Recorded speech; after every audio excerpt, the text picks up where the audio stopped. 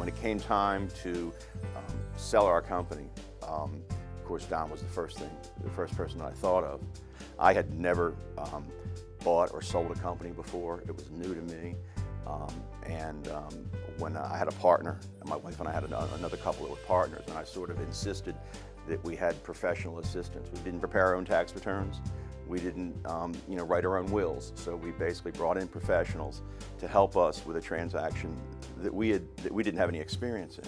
In addition to the sale of the company, at the same time, we were advised by Howard that it would be a really good idea to have a really good employment contract to go along.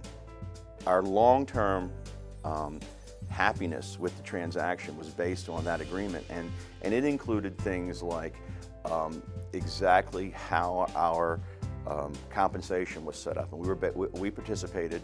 We had a base salary, but most of our compensation came from a participation in profit. Well, one of the things that they pointed out, and we may have thought about it, but it was the first thing they said, is no corporate overhead is allocated to the P&L. And if it is, that comes out before profit is calculated.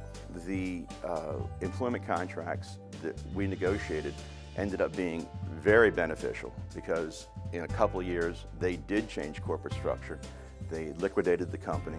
Without Heritage, I wouldn't have even thought about the importance of the employment contract. Eventually, what transpired is, because they were unable to bring any buyers to the table that were willing to accept the compensation package that we had negotiated in our contract, my wife and I bought the company back from the trustees, and that was very advantageous to us, and it has been over the years. It's paid back itself many, many times. They understood what our motivations were to sell, what we were looking for in terms of retaining our employment agreement with the buyer, and so they understood where we were in our life and how we wanted it to, what our end game was. Some transactions get very adversarial. It helps to have someone with you that's been through it before and go, wait a minute, this is just a rough spot. Let's talk it through. Let's find out what we can find out from the other side that'll make this go away, and to negotiate it out. When you come to that number that defines the sale price, there's a lot of ways to get there.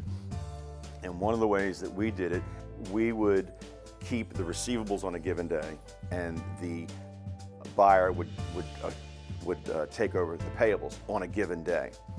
And that ended up being beneficial to us. And we had the opportunity to book a great piece of business. It was not a particularly large margin. And we booked it.